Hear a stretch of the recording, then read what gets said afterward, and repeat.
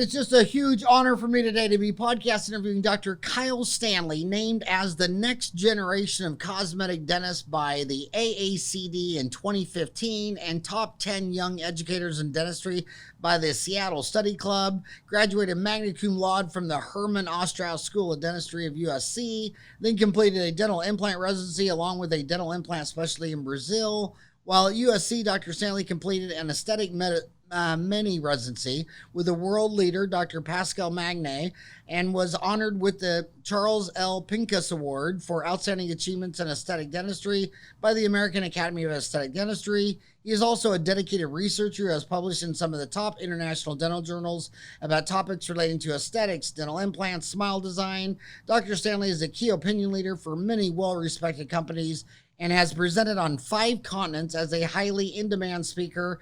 With his company Pearl, he is changing the way patients are treated through artificial intelligence and is a leader in this field.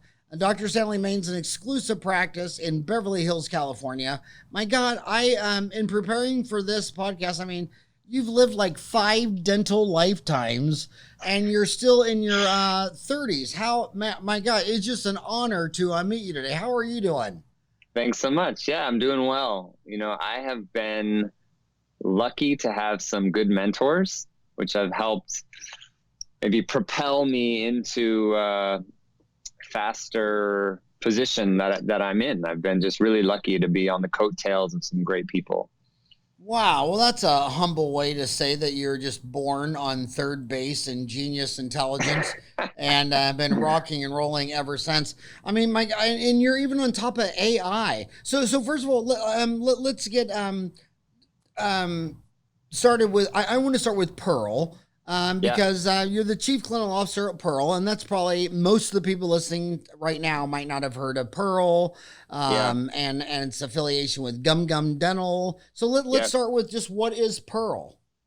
Yeah, so Pearl is a company that I'm a partner in, and we do artificial intelligence for dentistry specifically, and a few different places in dentistry.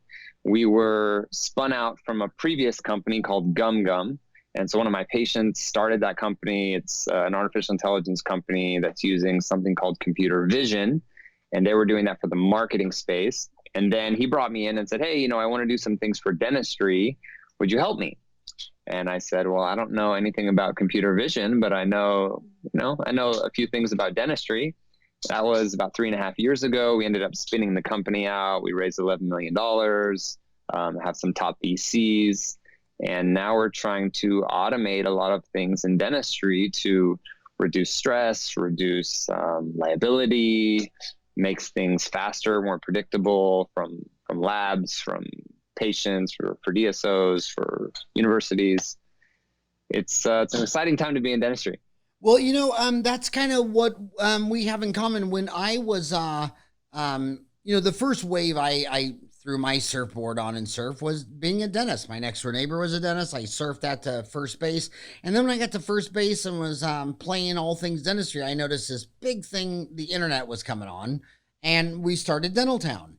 And I surfed that all the way to second base. But now it's beyond a doubt that the internet revolution, which was like from 94 till, now, that third base is going to be artificial intelligence coming from big data, from elastic cloud computing, and the Internet of Things. And so you are on that wave, and I don't think 99% of the dentists have even given it a second thought. So do you believe those are the 4 pillars? AI, big data, Internet of Things, elastic cloud computing? Yeah. One of the other components is GPUs as well. So you have, like you said, big data. You have now GPUs, so better processing that's happening faster. So what do you mean by the GPUs? That's just the amount of processing that can happen in a computer. And so you have technology increasing, big data, finally having access to it because of, like you were saying, the Internet of Things, everything's connected. And then this new form of AI, which is called deep learning. And you bring all those together, and we're really going to be able to process things at superhuman speeds, at superhuman levels, and start making these predictive statistics to really help patients. Like one of the things that we're working on is incorporating oral healthcare to systemic healthcare. And this is something that's really been missing for a long time. There's a few articles about stroke or heart disease, but we don't know necessarily if you're, let's say, a 37-year-old female and you're missing 2 to 3 teeth and you have 1 to 2 millimeters of bone loss and you're taking a certain drug, what the connection is. But with computer vision and with something called natural language processing, we can bring these two together and start making predictive statistics and tell this 37-year-old female that you're 15% more likely to have X, Y, or Z. And I like say I really don't think the dentists even see us coming, but I mean, it's going to be like when I started Dental Town, when I started programming that in '98, I didn't find one dentist who told me that was a good idea.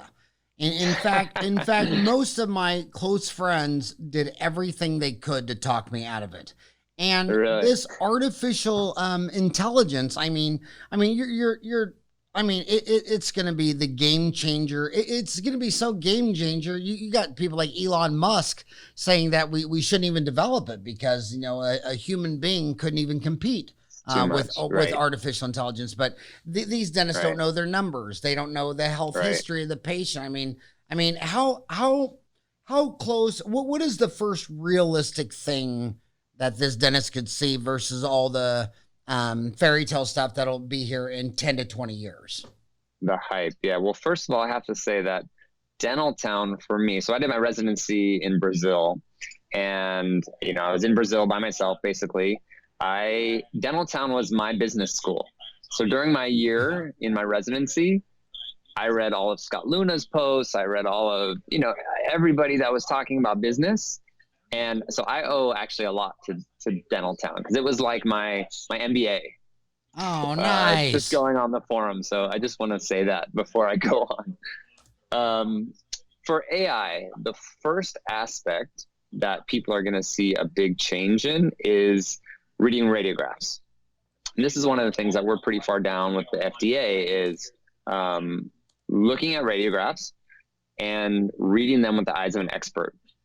So, you or I may look at something and we may see it, but we may miss caries on distal 19, or we may miss bone loss in between here or here, or we may miss something that we're not sure of, like, let's say cancer or condensing osteitis, something like that. When you have AI looking at this and you get it to a certain threshold, it won't miss this. And so you can have things where patients are getting better treatment, and you can also have a second opinion with this. So I know this happened to you, it's happened to me. Patients come to you, you tell them they need something, and then they say, I'd really like to get a second opinion. And now you have that. It'll be built in. You can basically say 1,000 dental brains have looked at this from around the world, and they would agree that you have a caries here.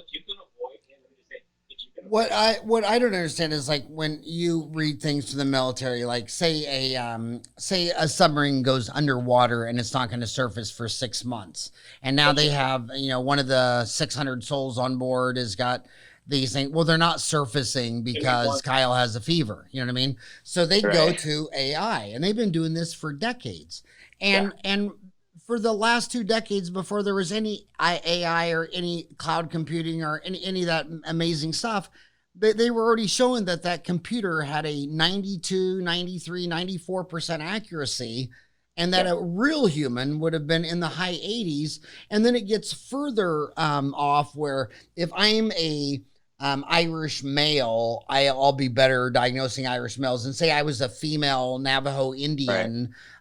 Because I obviously, if I had a choice between being Irish, if I had a choice of reading between prostate cancer and alcoholism versus female reproductive parts, so they it's already been proven better than a human. I mean, who would want to ask one of the 8 billion humans their medical problem when you could ask an AI computer that could rip through everything known to man in a millisecond?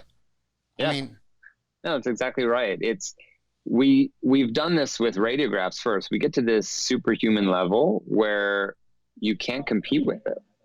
And one thing that our CEO always says, Ophir, is dentists, we do so many things, right? We're doing anesthesia, we're doing kind of lab stuff. We're also in the mouth, but then we're also part-time radiologists. There's not a lot of medical professions that do part-time radiology, and most of us can miss things. And there was even some studies recently that showed that, later in the day, we don't diagnose as well. Right. And we've done some studies where we only agree with ourselves about 70% of the time. So if you looked at an x-ray today and then I showed you next week, or let's say in a month, you would only agree with yourself 70% of the time. Right.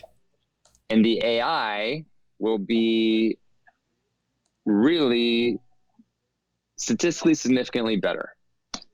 And it is already. So that means if I had 4 boys, if I had to do it all over again, I'd only have 3. Maybe. That's what I heard. Yeah. The baby. What's that? The baby, Zach? Would that be that's one, Zach? I always tease him. I always tell Ryan, he's my third, that he's the poster child for why people should only have 2 children. And then I tell Zach, my fourth, he's the poster child for why everyone should only have 3. So reading X-rays, there's a human eye. I mean, it's an ape eye. I mean, the smallest thing it can see is 50 microns. Yeah. There would be no one doubting that the physics of a computer could not see better than a monkey without a tail. Is that going to be one of the first things that gets replaced? Is that especially all these CBCTs, which I have 2. There's 3 dentists in my practice, and a lot of times we look at a CBCT, it looks like something from deep space Hubble. I mean, when you got 3 doctors looking at something, you say, "What's that?" And 3 guys are saying, "I have no idea." So is that one of the first ones up to bat too? Yeah. We've started with 2 dimensions. So we've started with bite wings and periapicals, but we've also collected a giant amount of CBCTs and are training on that right now. So that's something that we'll be releasing as well.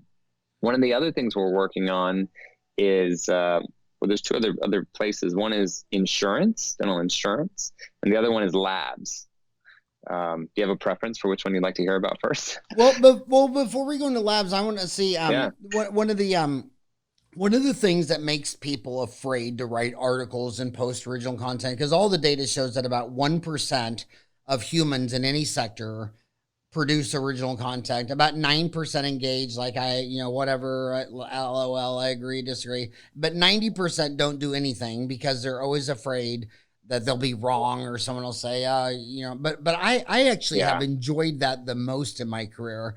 Every time I write an article and I was wrong, my God, for free, it's deleted out of my mind. People spend their own time and energy explaining to me I'm wrong. So let me get the, I'm going to ask this about lab because I might understand this wrong.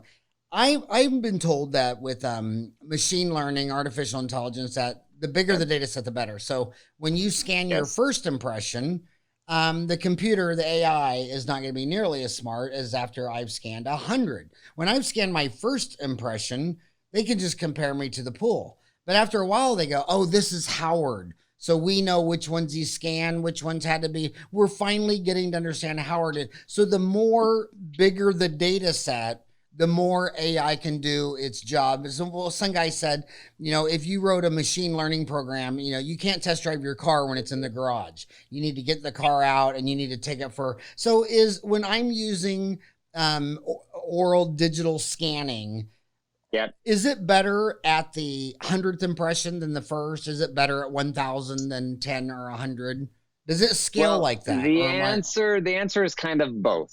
Because when something is released, for example, when we release any product, it's been trained on, let's say, hundreds of thousands or even millions of x-rays or scans, whatever it is. But every single time that it gets input, it's getting better. So what happens is you have this big ramp up when you're training it, right? It's going up, up, up, up, up, wow, wow, wow. And then it gets to a point where then it's kind of just barely going up over time. And so most of the time when we would release a product into, the wild, it'll already be at that high level. So let's say we may be at 97% accuracy. Now, to get from 97 to 99 takes a lot of time. But every single time we get feedback, you're exactly right. It's going to learn. So more data is more data. It's better. So you and Ofer, who was the founder of the AI, you both had a dentist as a father? Yeah. So Ophir's dad is a dentist, or was a dentist. He's retired. My dad just retired in October. My brother's a dentist as well. So we both come from dental backgrounds. Ophir's a little smarter than you and I, Howard, in that he didn't go into dentistry and went to Carnegie Mellon and studied computer vision and AI. So he went the other way. And now look, he's back in dentistry. So is he, is the language still going to be Python for all things AI? Is that pretty much the language? We're doing things in Python. There's some other open source formats that we're using, but Python is one of them. Yeah. Yeah. You know a lot. I use machine learning and deep learning and Python, and well, I mean, I've been, like say, I jumped on the internet in '94 when it was an AOL dial-up, and I remember when my dad and my youngest sister spent the entire day in my kitchen, because at that time I had paid off all my bills and had $1 million in the savings account. And when I decided I was going to commit to this Dental Town thing before it was launched, I had gone from $1 million in cash with no debt to $1 million in debt. In Dental Town with this dial-up thing on an AOL, and I kept telling him the vision is selfish. It's totally selfish. Yeah. I'm practicing all by myself. I'm alone. Right. I want to talk to another dentist so bad, to show him an x-ray, to show him a picture, that I want this for me so bad. I get it. If you don't get it, you don't have this problem. And then when you look at AI, I mean, my God, these dentists, I mean, if you go into 100% of all the dental offices in America and you watch them come out of the room after they just did 2 MOD composites for 1 hour, and you say, okay, doc, you were in there for an hour, you did 2 MOD composites, did you net $48 after taxes, or did you lose $6? Not one person knows on earth. And then you go to these DSOs and you think, oh my God, they're really sophisticated. Well, they're not using any over-the-counter software. They're programming their own, and right now in dentistry, there's not one dental practice management software, Dentrix, Easy Dental, Open Dental, not one will even hook up to any accounting package like Quicken or QuickBooks Pro or Microsoft Great Plains or anything. So I mean, we're in my mind. AI could take us from the Flintstones to the Jetsons. I mean, one thing could take us from the Flintstones, and I don't want to use cartoons because I know you star in South Park, and you're both Kyle Stanley and Kyle. You're Kyle and Stanley. How did you get the 2 lead parts in South Park? But it was tough. I really had to talk to Trey Parker and. Because I seriously see dentistry as the Flintstones, and I know what they could do, which is the Jetsons, and I'm looking at AI and thinking, my gosh, this one company, this Hello Pearl, could just fill in so many gaps. What has got you the most excited right now? Well, there's those 2 that are right now really exciting and really taking off. One is the insurance aspect. So we're working with dental insurance companies to automate insurance claims. And also we're doing something called resubmission fraud. So we're going to weed out all of the dentists that are, bullshitting everybody and committing fraud. So what we can do is every time an image is given to an insurance company, we can put a fingerprint on that image. And now if that image is ever resubmitted for another patient, it's going to get flagged. Yeah. And you'd be surprised on how insurances have no idea how much fraud there is. And in the same way, we can really just bring a truth to the industry, because I know for dentists, most dentists hate insurances. Insurances have a hard time with dentists. And so we just want to bring truth to that with computer vision. And we're working on something that's automatic claims approval. And this is basically, you're in the chair, you tell your patient they need X, Y, or Z. You submit your radiograph with, and it's read with computer vision. The patient knows exactly right then how much they have to pay, if it's covered, if it's not. You can start work right then. And we think that this will allow patients to get, faster treatment, better treatment, the treatment they need, and not have this ambiguity of if they have to pay for it, if they don't have to pay for it. Well, a lot of people have, a lot of people think, like, if you say something bad about America, that you're not America. Well, America wouldn't be a great country if everybody's sugarcoated. When you can have an honest conversation about everything that's wrong. And I remember when an Israeli company, when you're my age, you've seen all these rodeos before. The first rodeo I saw in this was an Israeli company who wrote an algorithm. And if you knew the name of the man who invented the algorithm and realized that that's how we butchered the name, that we call it an algorithm after this guy 1,000 years ago. But anyway, he would just simply wrote an algorithm and said, 96% of crowns are billed one at a time. So he did an algorithm that just cut it off at like half the crowns are billed two at a time.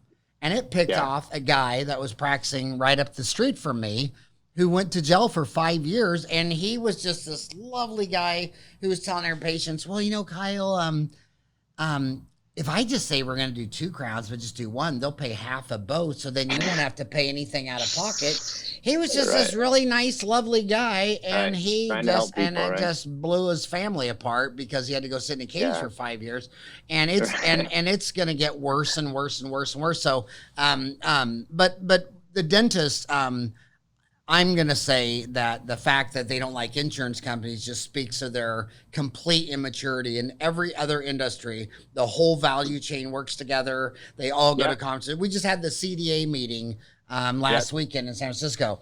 So the CEO of Delta, who sells $1 billion a year of dentistry, did he get to speak? Did he lecture? Probably not. Oh no. Oh no, but how many lectures do they have where in the headline it says, how to get off insurance, how to be insurance free, So this deal that dentists walk on water, and that all of our patients and the dental insurance companies and the Fortune 500 paying for all this dental insurance, like they're not worthy of sitting at the table, or what other company, like when I buy this iPhone, I whip out $1,000 and I pay $1,000. Dentists expect that you want an iPhone, but your employer should pay for it, or the government should pay for it. You know what I mean? If you can't get people to pay with their own money for your services, you're coddled, you're immature. So I call this Dentistry Uncensored. I'm the first to punch my dentist in the nose, because that's competition's what's good for an industry. And I think AI, and when I think of insurance, what I cannot stand is that here's Delta.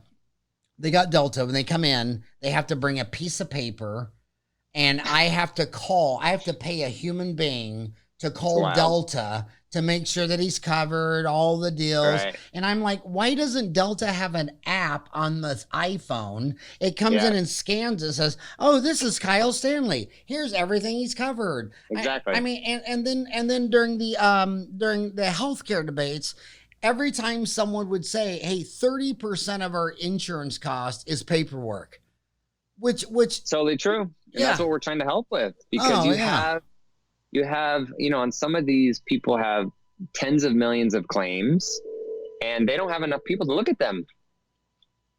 And the ones that they do could be the ones that are the easiest ones that could be automated. So what we can do is automate the easy ones and give the hard ones that really need to be seen by a human to a human, and still have that human in the loop for the ones that we needed. So, and again, it'll bring down costs for everybody. So is this, right now, is this publicly traded? Is this VC funded, where someday you'll do an IPO? What is the exit strategy for Gum, which is Gum is Hello Pearl now? So Pearl is the company that was spun out from Gum. Okay. So Pearl is its own entity now. Yeah, like I said, we raised $11 million from a really, really strong VC group called Craft Ventures, who is led by David Sachs, who is one of the founders of PayPal. He sold Yammer. He's just a really big, VC, very well known in Silicon Valley. And they led our round. So, the exit, we don't know what the exit will be, but it's been pretty exciting so far on how fast things are progressing.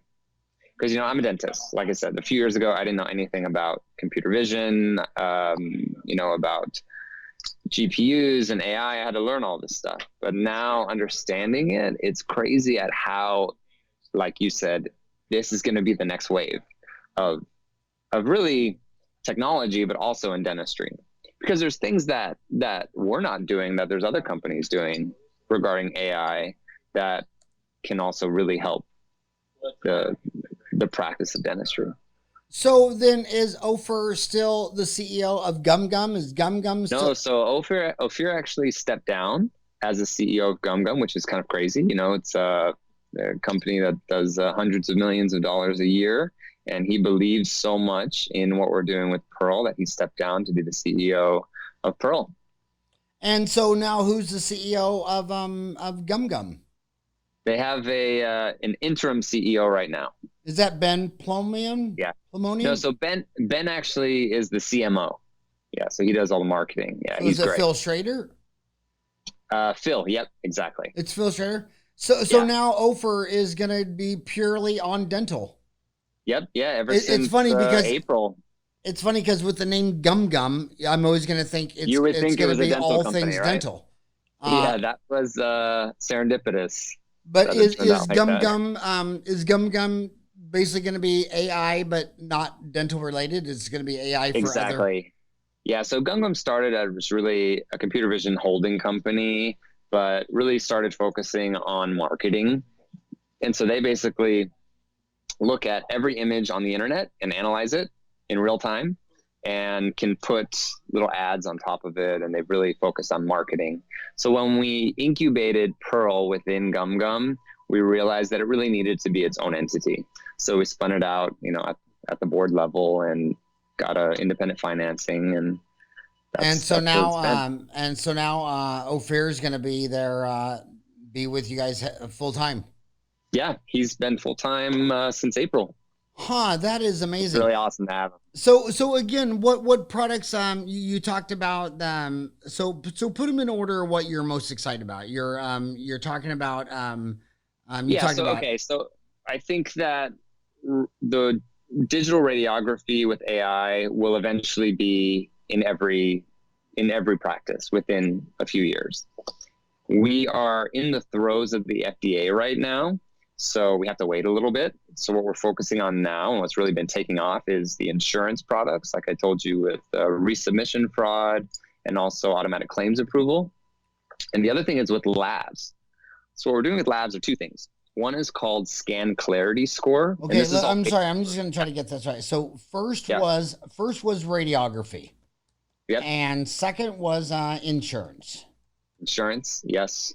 And third is intraoral scans, and specifically for labs.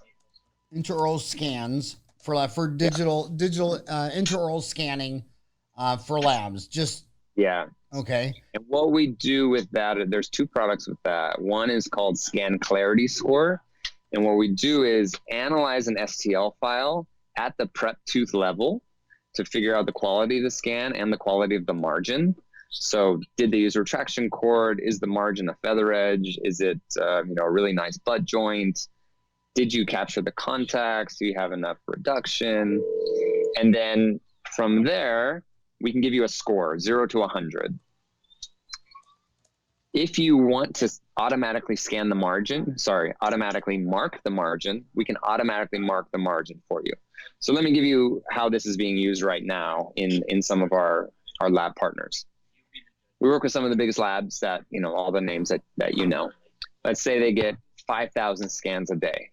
They can take all those scans and bucket them into scores, right? Let's say 80 to 100, 1 to 30%, 30 to 80, whatever you want to do. Then they can distribute those scans where they want to. If it's at a certain threshold that they're happy with, they can automatically mark the margins and send them to design. And I don't know if you know, but many of these labs have like armies of people that all they do all day is mark margins digitally. And sometimes they're in Costa Rica, sometimes they're in China, sometimes they're here. So we can automate a lot of that. Let's say they want to automatically send an email back to the dentist for 20% and lower. Basically, you sent us a crappy impression. We can't see the margin. What do you want us to do? They can automatically have that sent, so they don't have to have someone physically call them. And then the middle ones, we can mark the margin, but they may still want a human in the loop that says, okay, let me just double check that this margin's okay.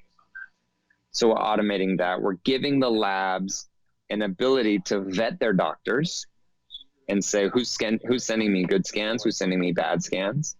And so now what some of our DSO partners are doing is they're doing the same thing and vetting their doctors, not just on, how much are you selling or how good are you at dentistry, but actually at the prep tooth level, how good are your margins? Are they visible? Are you going to have open margins because you're not using a retraction cord good enough or you're prepping too far subgingival? And it's really getting down to unbiased vetting of doctors.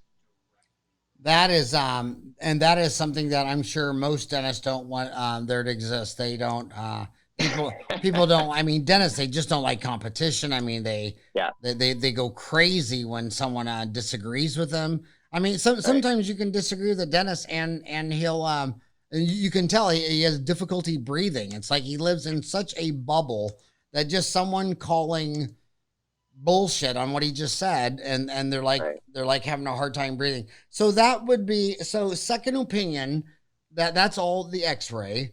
And then the practice intelligence is all the insurance.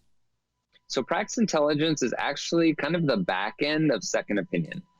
So practice intelligence, what we could do is, like in my practice, we could go through, scan all of the radiographs in my practice and allow you to have it be queryable.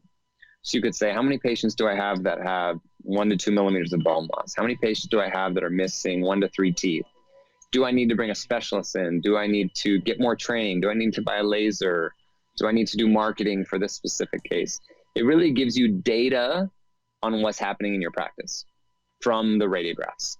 And so what we're using this now for, and what some of the DSOs are using this for, is when they're acquiring practices, instead of going through and having someone physically look at charts, they can go through, analyze all the radiographs in, let's say, 5-10 minutes, have that queryable and say, is there treatment to do here? Or is there, has there been overtreatment? Are they pumping up their numbers to sell it? And it's really, again, just bringing truth into the industry. Ophir likes to say, we don't service anybody. We're not here for the insurance company. We're not here for the DSOs. We're not here for the patients. We're not here for the doctors. We're just kind of the Switzerland that is bringing truth, telling you what's happening in the data, and you can do with it what you'd like. Yeah, and dentists have a hard time with data because, like, when I got out of school, I mean, I thought dentistry lasted longer. I mean, it was basically silver fillings and gold crowns and PFMs. And then they replaced all those amalgams with inert plastic composite while believing that in their hands, their sacred, magical Ursula Disney hands, that their posterior composites are permanent and the amalgams didn't last very long because, someone, and they use such scientific terms like they crack the teeth and there's black scuzz underneath. It's like, you're a doctor and you say scuzz? Is it a living biofilm? Do you know the back here? Because you look at data and you say, okay, here's a bunch of studies that say amalgams last on average, 14 to 28 years. And then here's a whole basket of studies saying they last 6.5 years. And me being a dentist, when I would take out an MOD amalgam, it was because the cusp chipped off. It needs a full restoration. But I take out MOD composites where there's mush underneath it. You take a number 4 round burn, you're cleaning out oatmeal, and you can tell that Just bacteria, scoop it out, right? Yeah. Yeah, because bacteria are alive, and a silver filling is half mercury. They never put mercury in the multivitamins, so I think it would have to be against life form. The other half, silver, well, silver diamine fluoride. Tin, well, stannous fluoride. I mean, everything in an amalgam was antibacterial. So and then the other thing I didn't like about practice management software is it wasn't doing research on the materials we were using. Like it just say, okay, I put in a filling. Well, it should have been asking what filling, what brand name, what lot. What's the filler content? Yep. Yeah. Exactly. So that after there's 211,000 Americans alive today that have a legal license to practice dentistry, so that in just like a year, they'd have like 1 million data points on some new product, and they could start telling everybody, hey, this is really good. And this one's really bad, and we're just sitting here letting all this stuff go by. Based on opinion. Based on opinion. There's so many.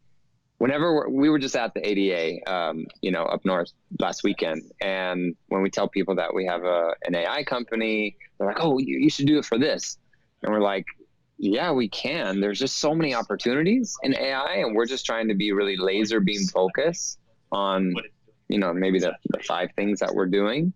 But yeah, there's so many opportunities when you have big data. You can start really getting data-driven analysis instead of opinion-driven analysis. Because it's like practice intelligence, what we were just talking about. If I were to, when we bought our practice, we looked through charts, said, okay, what does it look like things are happening? But had we had something that analyzed all the radiographs and told us exactly what was happening, had it queryable by age, by how many teeth they're missing, medical histories, we would have had really much better information to make an informed decision. In order to see if the first and you need the big data points for that. And like the insurance, they don't realize that they don't know their customers, so they'll sign up for a PPO that says, I'll give you $100 for a filling. And then you got to make some decisions. Maybe in your office, where most of all your costs are fixed costs from, variable costs of labor, lab supplies. Maybe they'll come and they'll say, okay, the way you practice dentistry, you're going to spend an hour doing these 2 fillings and your overhead. So you're going to do them for 100 each, but your overhead for a filling is 110. So you'll lose $20 that hour. And then they'd have clarity to say, okay, well, then I can't spend an hour doing 2 MOD composites. I got to spend a half an hour doing 2 MOD amalgams or drop this PPO. But what I see in so many dental practices is they're getting paid for a Ford Taurus, but they're selling a Cadillac.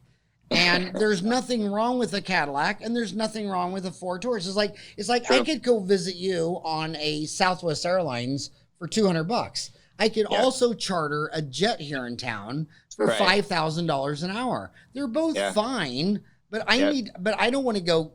I don't want to go thinking I'm paying for Southwest Airlines and get billed for a $5,000 private jet. And dentists are always making a car that's nicer than they're getting paid for because they don't know any of their numbers. And if they just had their numbers, they'd have clarity to sit here and say, we're not making a Mercedes-Benz, so we're going to have to say no to this little feature. It's so true. It's this whole idea, too, that we spent 4 years how to be a dentist, and then we learned how to do business on our own. I basically had to kind of train myself. And luckily, I had a business partner that had already opened a practice and knew a little bit because I really knew nothing. And like I said, I learned everything from Dental Town because they don't teach us any of that in dental school. Yeah, it's got so far to go because I was having a conversation yesterday with a young dentist out of school, and he seriously believes that he should just get an hourly rate, so when he's an associate, he wouldn't have to worry about any of this stuff, which he just he's beyond that. He should just be doing what's right for the patient. I'm like, do they do that with cars? Do they do that with housing? Where do they do this for? Where does this complete? My first thought was, is there any chance you're on mushrooms right now? Where does this come from? And a lot of it's just because they don't have any data. And, Right. and if they It's were, totally true. they give them more data. I have so much faith in this company. I mean, how's it going? It's been really like a whirlwind, to be honest with you. We have, like I said, more opportunities than we can take. We have been easily in touch with all of the biggest companies, biggest players, biggest DSOs, biggest insurance companies. And, we're working through a bunch of pilots. We've got things in market, bunch of big labs. So, and every day it's getting better. It's just like you were saying, every time we get feedback, the brain gets bigger and just keeps growing and growing and growing. So And is there, it's exciting to see. I would assume one of these big labs has got to be Glidewell, because it's only, you can throw a rock and hit it from where you're standing. And Jim's always been very, very high tech. Is Jim one of your pilot labs working on this? Glidewell, they actually have their own artificial intelligence team, and we've been in pretty close contact with them. They're definitely a leader in this. They're doing some cool stuff with crown design as well. So, once we analyze the scan and mark the margin, then they can take it and automatically design the restoration and start milling. So you can really get to this very soon, one touch crown. Wow. Very interesting. So your second opinion, which is the X-ray, practice intelligence, smart margin. Right. What else do you see going down the road, or what else has got you excited? Yeah, so then we've got that scan clarity score, which is being used both in DSOs and in labs to analyze the scans. And those are the things that we're focusing on right now. It's labs, it's insurance companies, it's private practice, and it's DSOs. Our next stuff that we're working on, that we're kind of training in the background, is CBCT, and also bringing together medical history and dental data points to start making those oral health care, systemic health connections. And that's really like the holy grail of all of this, is finally having the medical industry understand that there may be some type of connection here. Yeah. So we spent the whole, we spent a lot of time on just pearl. So there's so many things I could talk to you about, but you're an extremely successful cosmetic and implant dentist in Beverly Hills. How's that going with Helm, Nijad, and Stanley Dentistry? That's right. How's that going? It's good. Our practice is different than many other practices in the sense that we're out of network. We see one patient at a time. We only have 2 restorative chairs, 1 hygiene chair for 3 doctors. So we are very slow, take our time, rubber dam on every case. Every case is guided surgery, CT driven, restoratively driven implant dentistry. So it's different than many other practices, I think. And not to say that it's better. It's just a different business model. We are low volume, higher fees, out of network.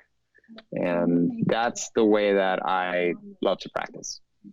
And what could a Beverly Hills cosmetic dentist share back to some dentist who's practicing in Bumblebutt, Iowa? Because one thing I don't know, and I'll be blunt about this. If you're listening to this on iTunes, you need to switch over to YouTube. Kyle is gorgeous. He's got better looking hair. And I always notice that the guys who are super successful in cosmetic dentistry, they're not short, fat, bald guys. There's almost a look to be a cosmetic dentist. Dorfman, he could be a model. You could be a model. Do you think having the look is mandatory if you're going to pull this off in Beverly Hills? That's a good question. I think that patients want to see that you take care of yourself, just like you'll take care of them. We try to keep with our brand, which is, of course, high-end, personal, down to earth, quality. But I think as long as you're doing good work and you can sit and talk to a patient, you can be successful. And if you had are you married with kids yet? Any of that stuff? I am. I'm married. I have a 2.5-year-old boy. Boy, okay, so let's say your boy is now 21. He's about to get married, and he wants to have movie star teeth, and he wants veneers where you're going to prepare them down, take an impression, and do an indirect technique. But his dad is you. I would not let my boys. I'd make my boys do ortho, Invisalign, bleaching, and maybe some direct bonding. When I got out of school, all the cosmetic dentists were just filing everything down and doing 10 crowns or 10 veneers.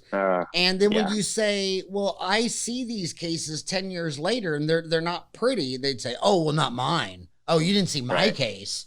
It was some other person, but I have these magical hands where my posterior composites and my veneer. But what do you think of when someone is young and they file down all the enamel on their front 10 teeth for veneers? How do you think that looks 10 years later? You know, my first influence into cosmetic dentistry was through Pascal Magne. And if you know Pascal, he's very appreciative of natural dentition. We're always trying to recreate natural dentition. We're trying to save every little enamel rod that we can. And so in my case, it was my son. I would have him go through orthodontic surgery and ortho with TADs and palatal expanders and everything before we touched a tooth. And that's how it is here. You know, so we have patients that come in and want to grind everything down and, you know, do something. And we say, hey, you know, we would love if you can just do a little Invisalign, then we can just do, let's say, 1 veneer, 2 veneers and bonding on your canine or something. So yeah, we try to do as minimally invasive as possible because I wouldn't want someone to touch my teeth if they don't have to, especially if there's another option. Now, sometimes there's no option, you know, if the teeth are in the wrong position and the patient says, I won't do ortho, and the patient really wants to do it, we try to do as minimally invasive as possible. But there's always that, you know, that, I don't know, jigsaw? No, not jigsaw. You know, Pascal, seesaw of what's better, Pascal Magne, DMD, PhD, born in Switzerland.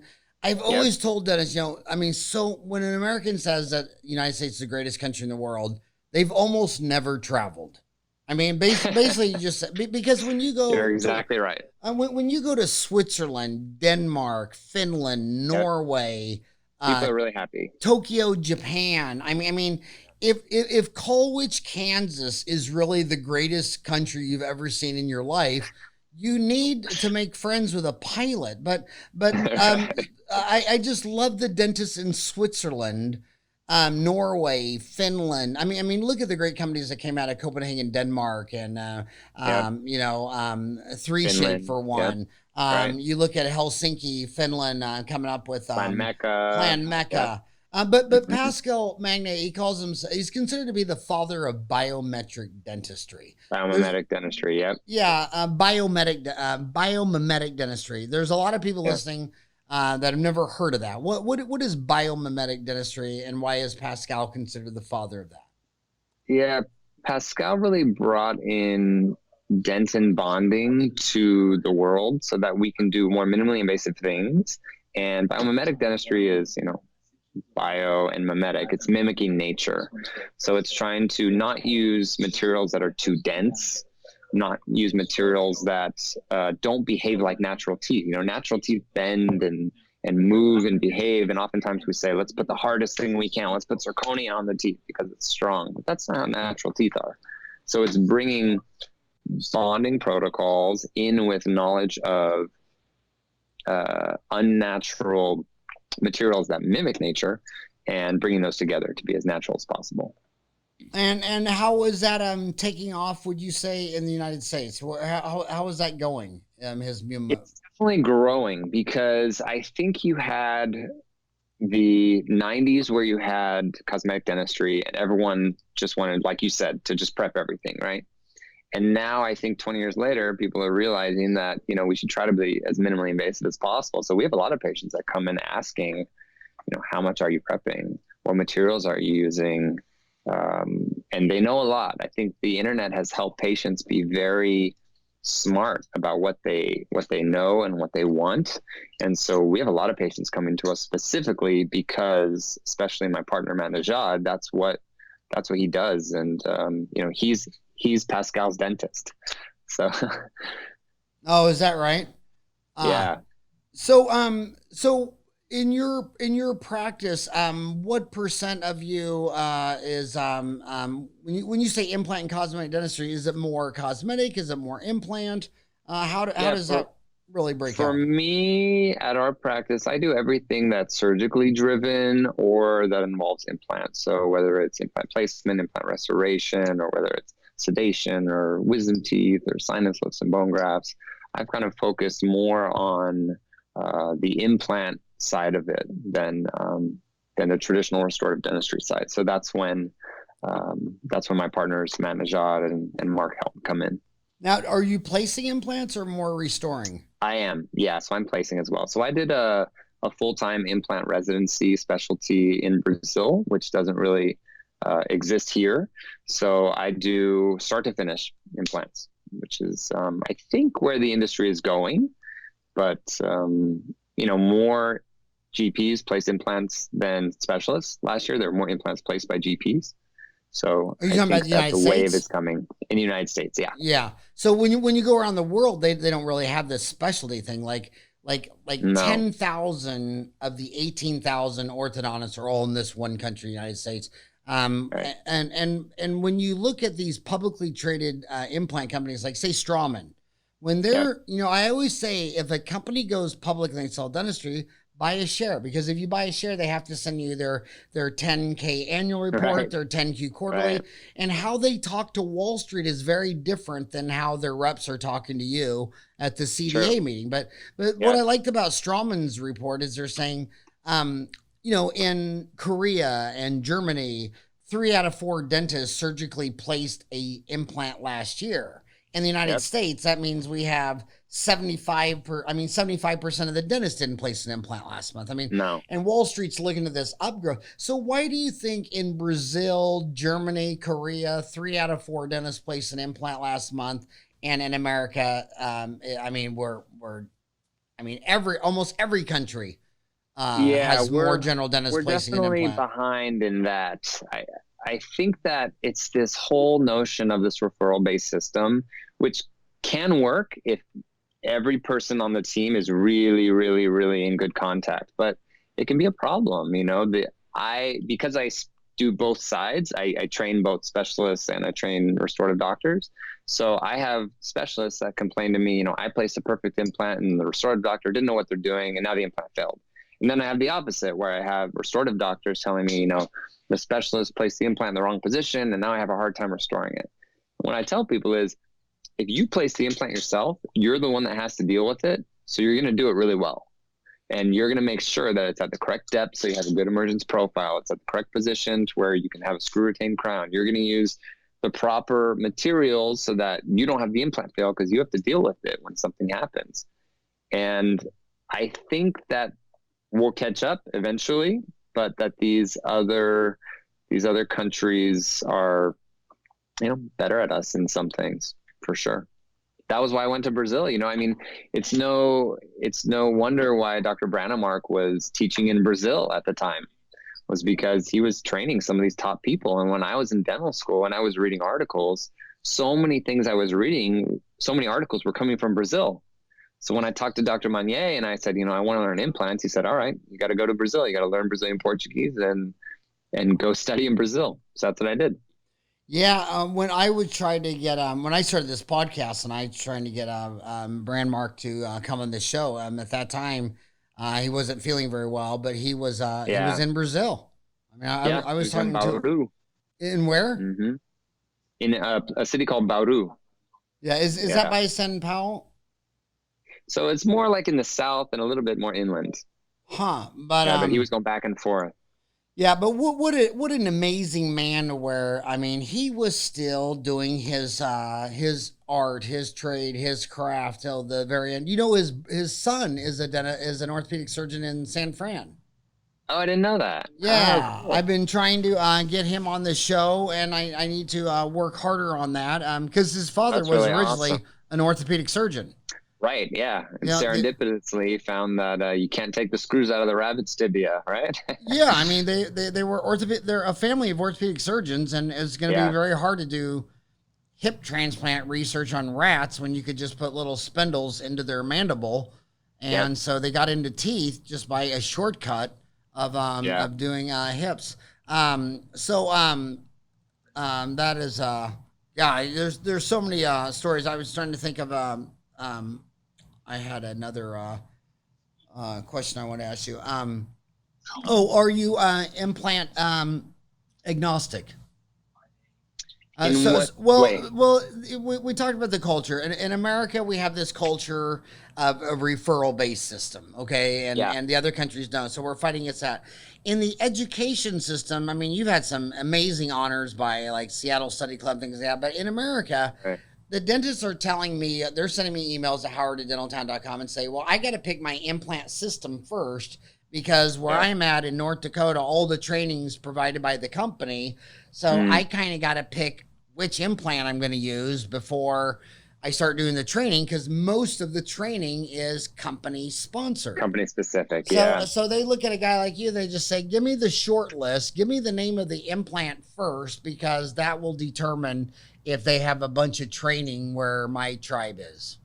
Yeah, it's a good question. I would say that the short answer is any implant system can work if it has the correct components for both the restorative side and the surgical side. And I have found that a lot of companies don't have both sides. So you may say, wow, they have a great implant design, but then they don't have tie bases, or they don't have custom abutments, or they don't have screw retain options. I was just restoring a case from like a major dental implant company, and they didn't have tie bases. And I was like, what? You don't have tie bases? This is crazy that you came out with this without tie bases. So explain what a tie base is. So a tie base is on top of an implant. If you're having a custom zirconia abutment, it's what you use to attach the zirconia abutment to the implant, because we now like to have titanium to titanium connections and then a zirconia abutment on top of that. And they didn't have that. So I had to either do full contour titanium or full contour zirconia, which, neither one is my preference. So, it's kind of like if you put a screw into the jaw, it's probably going to integrate. But then the reason why I use certain companies is because the restorative options allow me to connect both the surgical and the restorative aspect. Okay. And also, I think the problem is that oftentimes people are teaching, like you were saying, they're teaching company protocols instead of implant protocols. And I know that, and because I speak for companies as well, I know that you have to teach. They have to know how much torque is on this company versus this company. But many of the speakers that I've seen don't know just the general implant protocols. And I think that's what's important. Now, I would love to be more agnostic than I guess I am, but it's difficult to make a living that way. So what is your short list then? Yeah, so for me, it's Noble Biocare and MIS. Those are the two that I've used that I can get good results with. Well, MIS, that make it simple. That's Straumann now, isn't it? Yeah, no, they're owned by Dentsply. MIS is owned by Dentsply. Yeah. Okay, I had that wrong. Yeah, so Nobel is Danaher. Noble Biocare is Danaher. Which it's no longer going to be Danaher. Right? Yes. Danaher is spinning off its dental division. That's right. And they have a clever name. What do you remember the name? They just told me what it was. I forgot. Spin off. It's going to be. They're called like Dental Systems or something like that. Let me look it up in my. Gosh, I really like the name. They're spinning out their dental division, which is Noble Biocare, Implant Direct. I think they have some ortho products as well. Yeah. And then Cabo Kerr. So it is going to be a Vista, Invista Holdings. And So Vista, that's right. Invista. Yeah. So That's right. the New York Stock Exchange symbol will be NVST for Uh-huh. Invista. So it's like Yep. ENVI. But see, again, I've seen this rodeo. So when I got out of school in '87, there was this other big, huge company, Siemens. It's like the Europe's largest Procter and Gamble company, and Yeah. the CEO said, we're too overweighted in healthcare, and they had this little dental division company called Cerac, and they were gonna spin that out of Siemens. And so when they spun that out, the building didn't change, the employees didn't change, but the parent company changed. Yeah. And so now here it is, 3 decades later. So instead of having little kids, I got little grandkids, and now this big monster Danaher is saying, you know what, we got too much healthcare stuff, and we're overweighted. We want to be in more other technologies, so they're just spinning out the whole dental division into Dental division, yeah. Invista. And Yeah. and usually it's a good thing, because would you want to have a mom and dad who didn't want you? Right. And Yeah, and no, you're look exactly at right. and look at what happened to the when Siemens spun off their what's it called? Tip of my tongue. That has Cerac. Oh, to Sirona? The Sirona. When Yeah. Siemens spun out Sirona flourished and blossomed because Right. they didn't have these Yeah. parents that were looking at them like, you're not the child I wanted. I wanted, Yeah. another high-tech child. And so I think all those companies are going to do so much better with Yeah, this. it allows them to focus on what they're focused on. You're exactly right. It allows them to say, we're a dental company. We're going to focus on doing dental things. And it was the same when we did the same thing with Pearl. We said, we're going to only focus on dental. We're not going to do anything based on marketing anymore. And people have people don't think about how big dentistry is. I mean, there's 8 billion people and they all have a mouth. And when you look at the United States spends $110 billion a year in dentistry, but there's actually 2 million dentists, and the globe spends $500 billion on dentistry, $500 billion a year. And it's only going to go up higher and higher because it's a luxury good, meaning the more money, when people go from making $1 a day to $10 a day, they're going to spend more money. So then I want to ask you, we went over the hour. I'm sure I should be a gentleman and let you go. We were talking about Danaher spinning off their dental division and Vista. This week is going to be another big, huge IPO in dentistry with the Smiles Direct Club. I don't think there's an orthodontist who hasn't had at least one ulcer over this. You're a Beverly Hills guy, you're an AI, you're a man of the world. How do you see Smiles Direct Club? How does your brain wrap around this? I think that Smile Direct Club is an inevitable thing. I think that more and more patients are wanting to take their healthcare into their own hands. This may not be the right way to do it, because I think that you're gonna have problems. It's just like anything. You're gonna have cases that are gonna work because it was an easy case and the teeth are in the middle of the bone, but then you're gonna have these nightmare cases. And I know that some of our colleagues are already seeing these, teeth being moved out of the bone, and patients with perio that are now trying to move teeth and then losing teeth. So I'm not mad at Smile Direct Club because I think it's a great business. I think that for a certain sector of the patient base, it's going to work, but I think you're going to have some casualties in there, some teeth casualties. So I think they're going to do this kind of thing. I think they're going to, they're going up right now. I think they'll have some casualties. They'll come down. They'll figure it out. They may bring a dentist into the loop a little more, but it's a great way to get patients to care about their teeth. I mean, even for me, even them just having marketing out there, I think helps dentistry, showing like, hey, you can change your smile and it can help you. It can get you a better job. It can allow you to start dating. So I'm on the fence. I think from a business standpoint, great business. I think that there's still, they need to bring a dentist in somehow, a little bit more, with a little more oversight.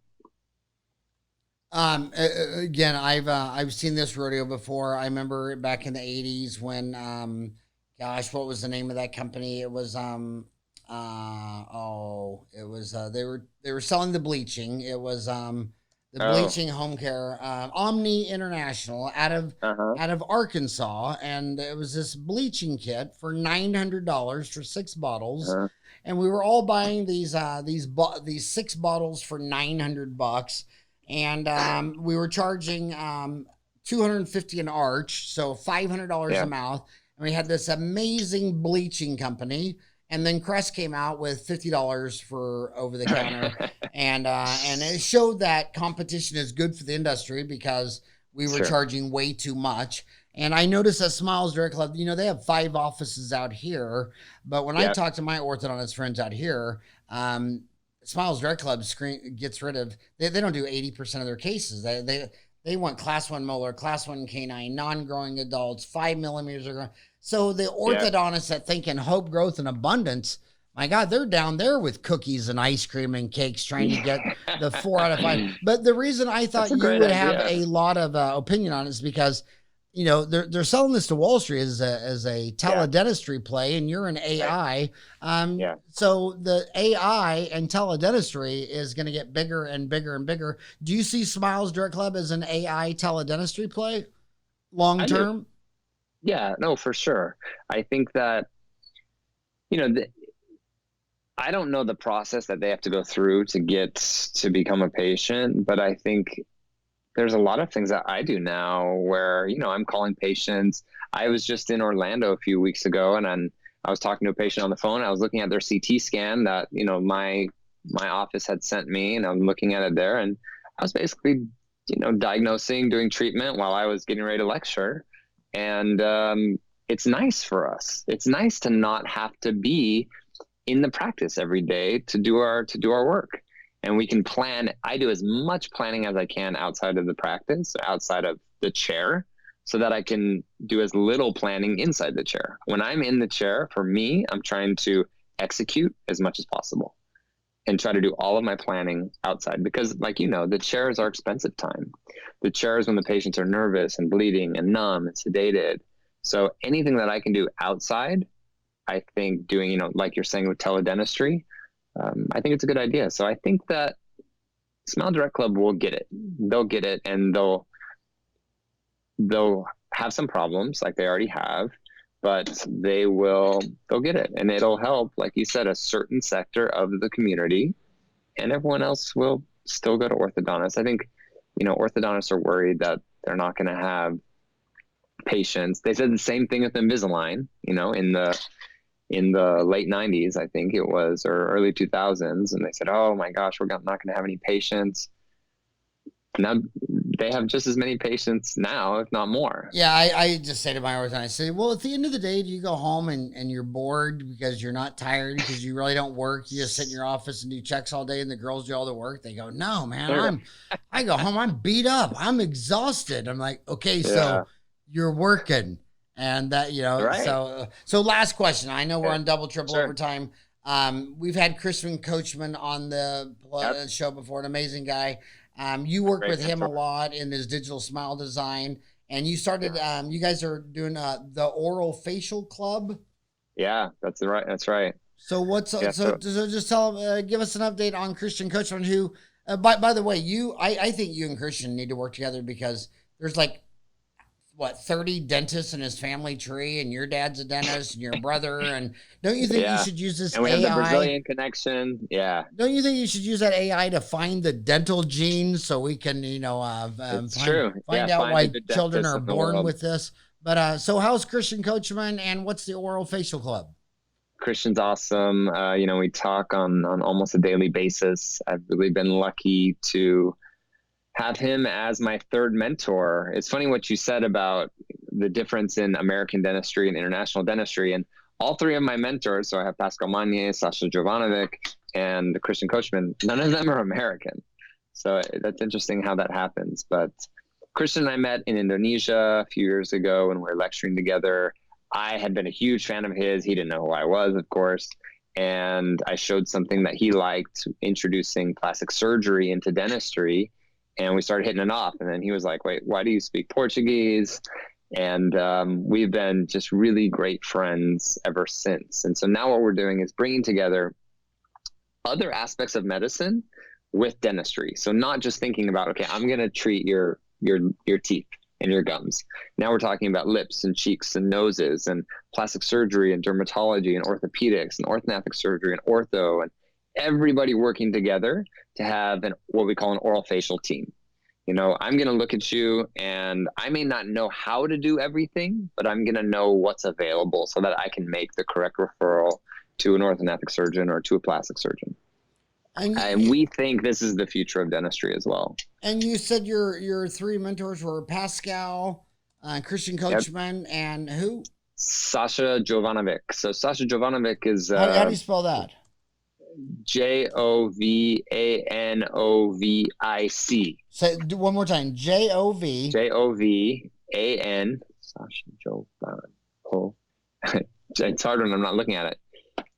I pull up his contact here and make sure that I'm putting it in right, saying it correctly. Sasha. Okay. Jovanovic.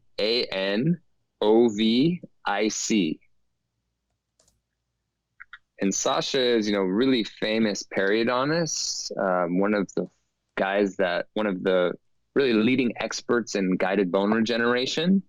He was like on the original team 20 years ago that was doing research, figuring out what materials work, what materials don't for guided bone regeneration, both vertical, horizontal.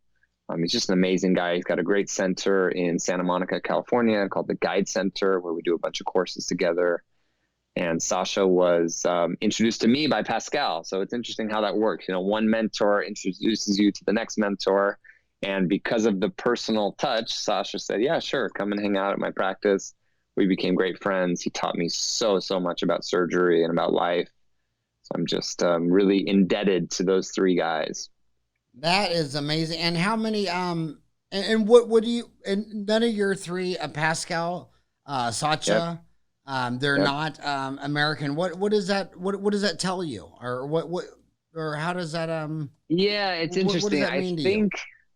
I think I always gravitated towards non-Americans for some reason. I always loved traveling and I always liked learning different languages, different cultures.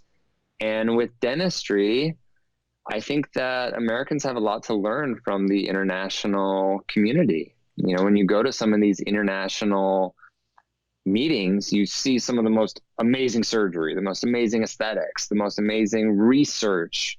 And I think, like you said, Americans need to realize that there's other things out there and that we do some things very well, and there's some things that we do better than other countries, and there's some things that other countries do better than us, and just to get out there to learn from the international community as well.